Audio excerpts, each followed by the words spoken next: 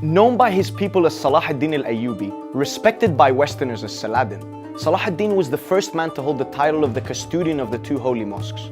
Founder of the Ayyubid dynasty, he ruled the majority of the Arabian Peninsula, including Egypt, Syria, Mesopotamia, the Hejaz, Yemen, and parts of North Africa. Regarded as a true Muslim hero, he was immortalized for conquering Jerusalem and defeating the Crusaders. But more than his gallantry, heroism, and brilliance as a soldier, statesman, and military leader, it was his attributes as a tolerant, merciful, and just human being that won him the eternal respect, not only of his people, but even his enemies. In 1137, in the city of Tikrit on the west bank of the Tigris between Mosul and Baghdad, Salahud Din was born to a Sunni Muslim Kurdish family. Around the time of his birth, his father Najmuddin Ayyub was banished from Tikrit and subsequently traveled to Mosul, then Syria, entering the service of Imad al-Din al-Zengi, the founder of the Zengid dynasty. Salahud Din grew up between Baalbek and Damascus. Fond of religious studies as a youngster, he learned the ways of statesmanship and military tactics under the mentorship of the Zengid emir Nur ad-Din and the tutelage of his uncle Asad ad-Din Shirkuh, who led expeditions into Egypt to prevent the fall of the Fatimids at the hand of the Crusaders. During this time, Salahud Din made a name for himself as a talented and courageous warrior, exemplified in his key role in the Battle of Babin, when Zengid forces defeated the Crusaders on the desert border of the Nile west of Giza. In 1169, at the age of 31, he was appointed both the commander of Syrian troops in Egypt and vizier of the Fatimid Caliph. Indeed, a quick rise to power, but this was only just the beginning of a legendary journey. In 1171, Salahud Din ousted the Fatimid Caliphate, who were Shia. This marked a return to Sunni leadership in Egypt. From 1174 until 1186, he pursued a goal of consolidating all the Muslim territories under him: Syria, northern Mesopotamia, Palestine, Egypt, and parts of North Africa. He was successful using a mix of skillful diplomacy backed by the swift and resolute use of military force. His reputation grew as a generous but firm leader, devoid of pretense, licentiousness, and cruelty. This helped him mend the deep rivalries that fragmented effective resistance to the crusading invaders.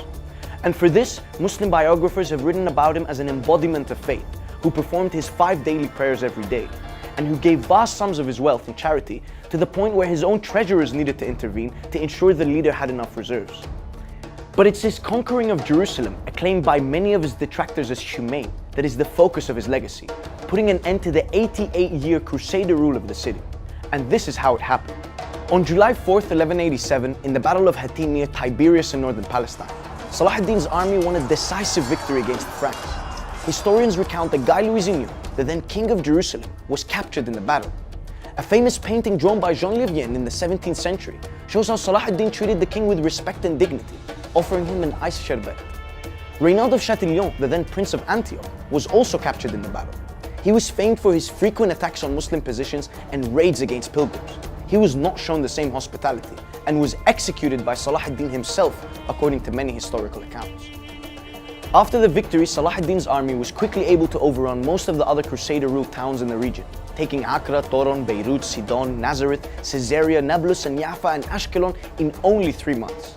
On October 2nd, 1187, the holy city of Jerusalem came under Salahud Din's control. He requested Crusader forces to leave the city without inflicting harm to the Muslim inhabitants, and in return, guaranteed the safety and prosperity of the existing Christian community.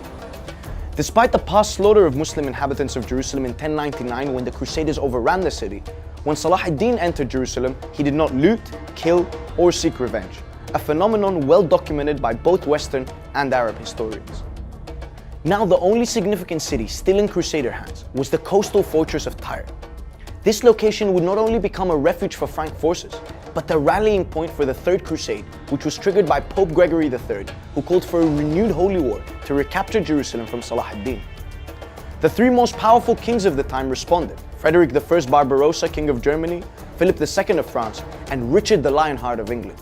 From 1189 to 1192, the 3 kings waged different battles across the Levant in the hope of returning back to Europe with a divine victory and wipe the shockwaves that Salahud Din had sent across Europe with his victories. But after a long and exhausting campaign, the Crusaders failed and managed to only capture Accra and Jaffa. A peace agreement was reached between Saladin and Richard the Lionheart.